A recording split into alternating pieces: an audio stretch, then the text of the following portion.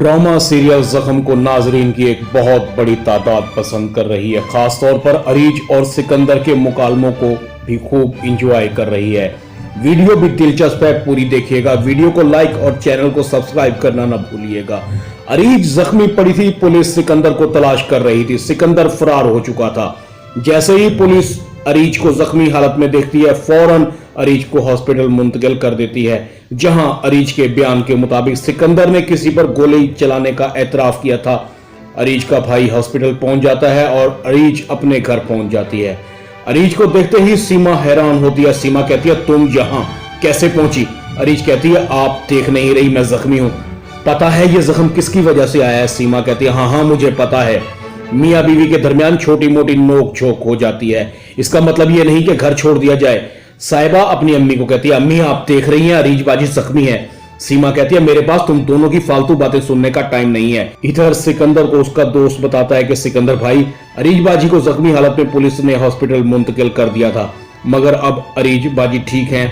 उसका भाई उसे अपने घर ले गया है। सिकंदर फौरन सीमा को फोन करता है, सीमा जी अरीज को मेरे घर पहुंचने से पहले मेरे घर होना चाहिए। कुछ भी हो, ये पुलिस केस मुझ पर पहली बार नहीं बना, बनते रहते हैं। मैं जल्द ही लौट कर आऊंगा। सीमा कहती है, मगर सिकंदर ये मैं कैसे कर सकती हूँ? सिकंदर कहता है, सीमा जी ये सोचना आपका काम है। इधर नाजिश भी अरीज को मिलने आ जाती है। नाजिश कहती है, अरीज तुम्हारी ये हालत कैसे हुई? हम तो पहले ही बहुत परेशान थे। अफान साहब भी आपकी वजह से काफी परेशान थे। अरीज कहती है, नाम मत लो उसका, मेरी हालत के जिम्मेदार अफान ही हैं। उन्हीं के मैसेज को बुनियाद बनाकर मेरी शादी इस वैसी शख्स से कर दी गई। नाजिश कुछ बताने की कोशिश करती है, प्लीज नाजिश। इधर सीमा को अरीज की मौजूदगी एक आंख नहीं भा रही।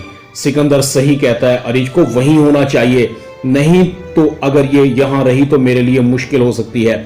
खुदा न खास्ता आरिफ को मेरी हकीकत ही ना बता दे। सीमा अरीज को कहती है, अरीज तुम्हें यहाँ नहीं आना चाहिए था। तुम्हारी असल जगह सिकंदर का घर है। जो कुछ हुआ इसमें सिकंदर की गलती के साथ साथ तुम्हारा भी कसूर हो सकता है। अगर सिकंदर पर मुश्किल वक्त आ गया है तो तुम्हें उसका साथ देना चाहिए था। बात सच्ची है और यही तस्वीर का असल रुख है। अरीज कहती है, मैं पहले वाली अरीज नहीं हूँ जो खामोश रहूंगी और आपकी ज्यादतियां बर्दाश्त करती रहूंगी। मैं बताती हूँ कि तस्वीर का असल रुख क्या है।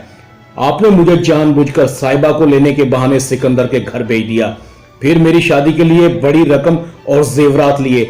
आप मुसलसल सिकंदर से राब्ते में रहती थी। बताइए आपने मेरी कितनी कीमत ली? यह है तस्वीर का असल रुख। और मैं खुद से यहाँ नहीं आई। सिकंदर ने किसी को कत्ल करने की कोशिश की है, गोली चलाई है उस पर। वो मफरूर होना चाहता था, मेरे रोकने पर उसने मुझे मारा। यही नहीं, उससे पहले भी वो मुझे टॉर्चर करता रहा, मुझे ताने देता रहा, मेरी कीमत बताता रहा, जो आप उससे वक्तन फवक्तन लेती रही। और बताइए अब आपने सिकंदर से मेरे वापस जाने की क्या कीमत तय की है? तस्वीर का असल रुख ये है। आरिफ सब सुन रहा था।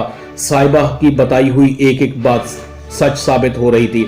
सीमा ने ही अरीज को सिकंदर के जाल में फंसवाया है। आरिफ कहता है, मैंने अरीज की बात पर यकीन क्यों नहीं किया? मैं अरीज की शादी सिकंदर से करने से पहले मर क्यों नहीं गया? मैंने अपने हाथों से अपनी बेटी का खून कर दिया। और आरिफ को दिल का दौरा पड़ जाता है। साहिबा और अरीज आरिफ की तरफ भागती हैं। अब्बू अब्बू संभालिए अपने आप को।